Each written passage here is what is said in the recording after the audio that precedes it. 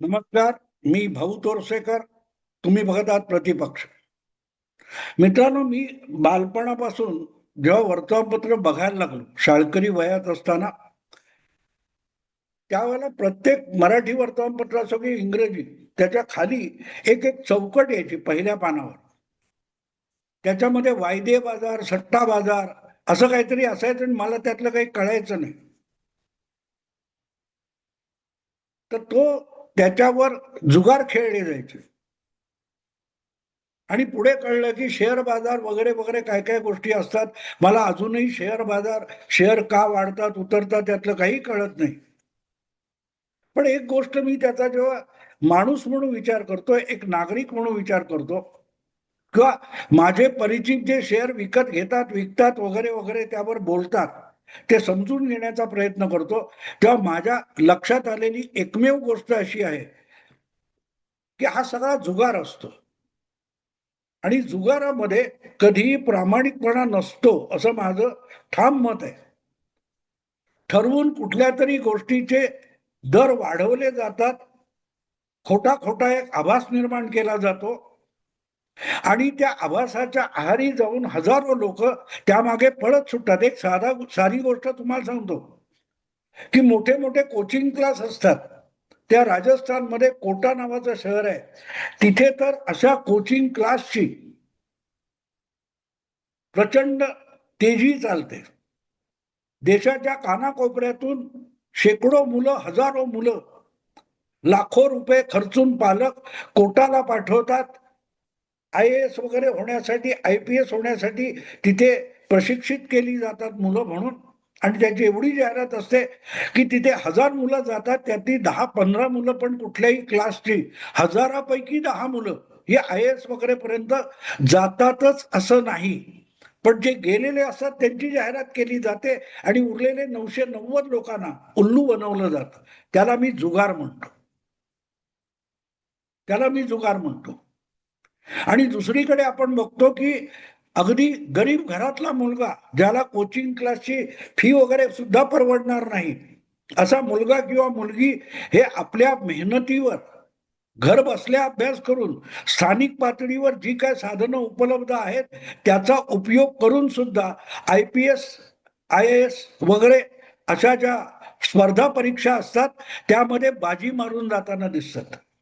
मग ती मुलं का पुढे येतात? तर त्यांच्यामध्ये ती गुणवत्ता, ती प्रतिभा, ती क्षमता असते. कोचिंग क्लासमध्ये गेलात तर त्या हिऱ्याला पैलू पाडले जातात. पण कोचिंग क्लास कुठचाही असो, त्यामध्ये कोळशाचा हिरा बनवला जात नाही. हिरा ओरिजिनल असावा लागतो, त्याला पैलू पाडल्यानंतर तो चमकतो. नेमकी शेअर बाजाराची अवस्था तशी असते. आणि हळूहळू आपल्याकडच्या राजकारणामध्ये मीडिया, माध्यम, वर्तमानपत्र, चॅनेल हे सगळं असल्याचं कोचिंग क्लास झालेला आहे, ज्यामध्ये राजकारणातल्या किंवा सार्वजनिक जीवनातल्या महत्वाच्या गोष्टी आहेत त्यांचा बाजार तेजीत आणला जातो किंवा दिवाळखोरीत काढला जातो. अगदी ताजं उदाहरण म्हणजे धुरंधर हा चित्रपट आहे. या धुरंधर चित्रपटामध्ये एक रणवीर सिंग सोडला तर ज्याला स्टार व्हॅल्यू आहे असा कुठलाही नट नव्हता. एक रणवीर सिंग आणि दुसरा संजय दत्त, हे दोघे सोडले तर ज्याचं फार मोठं नाव आहे असा कुठलाही कलावंत धुरंधर या चित्रपटात नाहीये. आणि तरीही त्या धुरंधर चित्रपटाने अफाट धंदा केलेला आहे, अफाट धंदा. जे स्वतःला हिंदी चित्रपट सृष्टीचे, बॉलिवूडचे बादशाह म्हणत होते, त्यांना त्यांचे मनसुबे, त्यांच्या इच्छा, त्यांची हुकूमत धुरंधरने जमीनदोस्त करून टाकली आहे. आणि तो धुरंधर आहे की ज्याने कुठल्याही टीव्हीवरच्या वेगवेगळ्या मालिकांमध्ये जाऊन आपल्या चित्रपटाचं प्रमोशन सुद्धा केलं नाही. कपिल शर्मा शो असेल किंवा अमिताभ बच्चनचा करोडपती असेल, अशा सगळ्यामध्ये आजकाल अशा प्रकारे येऊ घातलेल्या चित्रपटाच्या कलावंतांना, डायरेक्टरना वगैरे घेऊन प्रमोशन केलं जातं. यापैकी कुठलीही गोष्ट धुरंधर चित्रपटासाठी आदित्य राज धरने केली नाही. आणि तरीही तो चित्रपट चालला. याला मी जुगार म्हणतो. आणि हे काम माध्यमाचा जो पसारा वाढलाय त्यातून अधिक झालेला आहे. आम्ही एखादा चित्रपट यशस्वी करून दाखवतो, नाहीतर आम्ही एखादा चांगला चित्रपट जमीनदोस्त करून टाकतो. हे जे काय काही लोकांनी आपापल्या क्षेत्रामध्ये आपलं बस्तान बसून आपला वर्चस्व निर्माण केलाय, त्याला धुरंधरने चित्रपट क्षेत्रामध्ये जमीनदोस्त केलं. नरेंद्र मोदींनी माध्यम क्षेत्रातले बुद्धिमंत संपादक यांना जमीनदोस्त केलं. पण आपण अजून ते समजून घेतोय का? त्या बॉलिवूड मधले असोत किंवा मीडिया मधले असोत, अनेक लोक जमीनदोस्त झालेत तरी ते आपल्या भ्रमात वावरतात. आणि त्यामुळे कुठल्याही गोष्टीला, कुठल्याही बातमीला नको तितकं महत्व द्यायचं आणि तीच सगळ्यात मोठी ब्रेकिंग न्यूज आहे असं दाखवायचं, हा जो धंदा चालतो त्यावर मला आज बोलायचंय. आणि त्यातली सध्या दिवाळखोरीत गेलेली बातमी कुठची असेल तर बारामती या विधानसभा क्षेत्रातली पोटनिवडणूक. 10 दिवस मागे जा, 15 दिवस मागे जा, अजितदादांच्या मृत्यूमुळे रिक्त झालेली बारामती विधानसभेची जागा भरण्यासाठी आणि त्याच्याच बरोबर शिवाजीराव कर्डिले यांच्या मृत्यूमुळे रिक्त झालेली राहुरी विधानसभेची जागा भरण्यासाठी निवडणुकीचा कार्यक्रम जाहीर झाला. साधारण 3 आठवड्यापूर्वी हा कार्यक्रम जाहीर झाला, 4 आठवड्यापूर्वी. 4 विधानसभांची आणि एका केंद्रशासित प्रदेशाच्या निवडणुकांबरोबर या अनेक राज्यातल्या पोटनिवडणुकांचं टाइम टेबल जाहीर झालं. त्यामध्ये बारामतीची निवडणूक लागली, जिथे सुनेत्रा पवार या उमेदवार असणार होत्या, उघड होतं. आणि रोज सकाळ संध्याकाळ 8-10 दिवस तरी बारामतीमध्ये काँग्रेसचा उमेदवार उभा राहणार का, सुनेत्रा वहिनींची निवड बिनविरोध होणार का, किती गुराळ चालवलं गेलं. गेल्या 8 दिवसांमध्ये बारामतीच्या पोटनिवडणुकीविषयी कुठचाही चकार शब्द आला नाही. त्या निवडणुकीमध्ये महायुतीचा उमेदवार असल्यामुळे त्याला महाविकास आघाडीच्या पक्षांनी पाठिंबा द्यायचा की नाही याच्यावरून माध्यमांनी इतका उताडला की झालं त्या निवडणुकीत आता काँग्रेसचा उमेदवार उभा राहणार, उद्धव ठाकरे पाठिंबा देणार का, काय उलट सुलट चालू होतं. अकस्मात बारामतीची पोटनिवडणूक ही पडद्याच्या आड गेलेली आहे. अजून तिथलं मतदान झालेलं नाही. मला वाटते 23 तारीखला बारामती आणि राहुरी या 2 ठिकाणी मतदान व्हायचंय. मग एवढ्यातच बारामती हा शब्द किंवा राहुरी हा शब्द हा बातम्यांमधून गायब का झाला, तर आता आपल्याला त्याच्यात इंटरेस्ट नाही.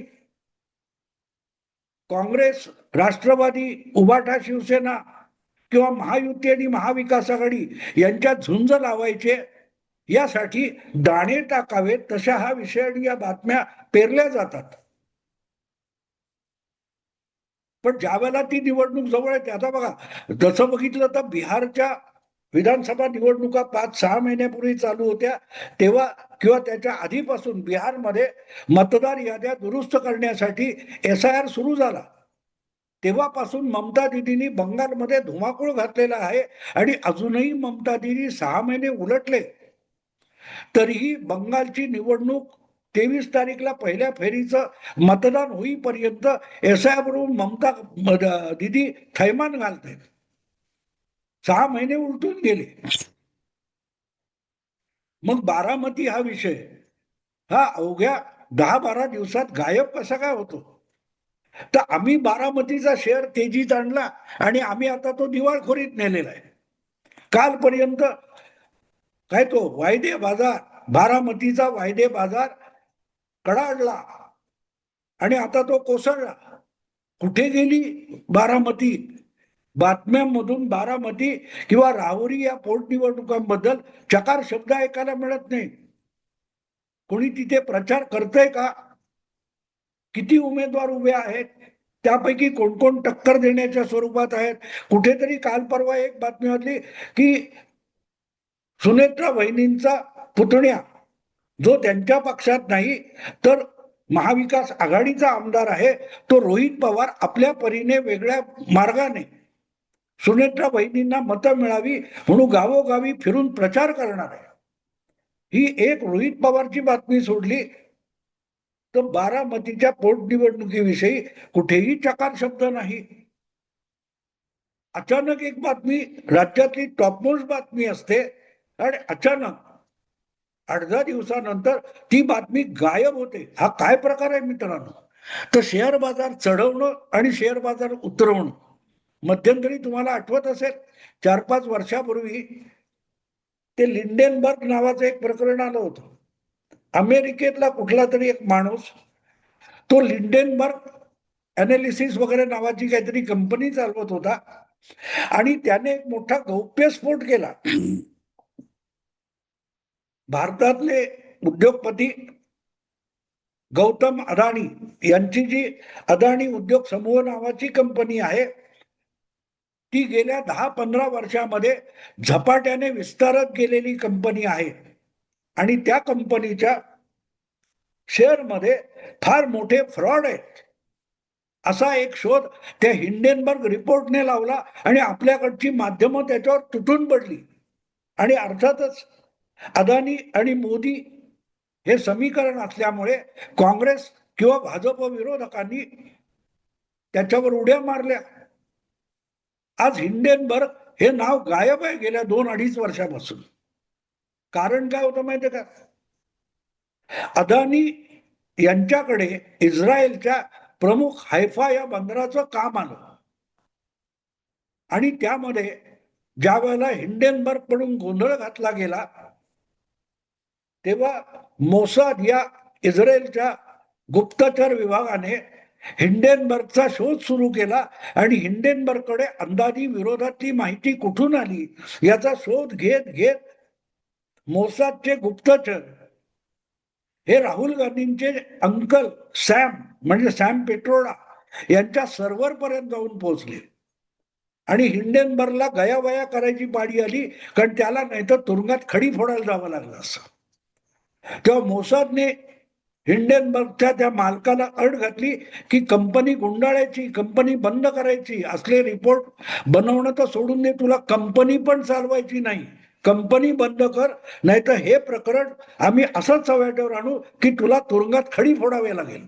आणि हिंडेनबर्गच्या मालकाने आपला घाशा गुंडाळला, ती कंपनी बंद झाली आणि भारतातले सगळे मोदी विरोधक, संपादक, पत्रकार, राजकारणी हे अदानी आणि हिंडेनबर्ग हा विषय बोलायचे बंद झाले. अदानीचा शेअर डबघाईला आणायचा म्हणून हिंडेनबर्ग नावाचं एक भूतावळ उभी केली आणि आज हिंडेनबर्ग संपल्यावर ती भूतावळ संपली आणि अदानीच्या विरोधातला प्रचार सुद्धा बातम्यांमधून संपला. त्या तुलनेमध्ये बारामतीची पोटनिवडणुकी फार छोटी गोष्ट असते, पण माध्यमांच्या प्रसाराने आणि विस्ताराने आपल्या समोर रोजच्या रोज कसे भूलभुलैया निर्माण केले जातात. नसलेल्या गोष्टीला बातमी बनवायचं आणि असलेल्या बातमीला मारून टाकायचं हा एक प्रकारे मीडियाचा नवा धंदा झालेला आहे. चालणारा धुरंधर कसा फडतूस आहे हे बोलून तोंडगशी पडणारे आज आपल्याला कमी माहिती नाहीये. ही जी मक्तेदारी आहे ही मोडण्यालाच नव्या स्वरूपाचं राजकारण म्हणतात, नव्या घडामोडी म्हणतात. मित्रांनो, बारामती मी बघतोय काय चाललंय ते, बारामती विषयी बातम्या शोधून मिळत नाहीत. मग काय बारामतीची पोटनिवडणूक रद्द झाली आहे? पार्थ पवार, जय पवार, सुनेत्रा वहिनी काय करतायत? अजून जिथे मतदान झालेलं नाही त्या निवडणुकीमध्ये गुंतलेल्या सुनेत्रा वहिनी काय करतायत याची कोणालाही बातमी द्यावीशी वाटत नाही. मेन स्ट्रीम मीडियातून बारामती गायब, सुनेत्रा वहिनी गायब, पार्थ पवार गायब. हे काय त्रांगड आहे मित्रांनो? इथे तुमच्या लक्षात येईल की तुम्ही रोज ज्या बातम्या ऐकतात त्या बातम्या नाही, ते गॉसिप आहे, बाजार गप्पा आहेत. त्या पलीकडे पत्रकारितेला, बातमीदारीला काडीचाही अर्थ राहिलेला नाही. जो इशारा करेल त्याच्या इशाऱ्यावर, त्याच्या दौलत जादावर नाचायचं, असं पत्रकारिता ही बाजार बसवी होऊन गेली. इतकाच यातून निष्कर्ष काढता येतो. मित्रांनो, आता थांबतो. आवडलं लाईक करा, शेअर करा आणि प्रतिपक्षाला सबस्क्राईब करा. नमस्कार.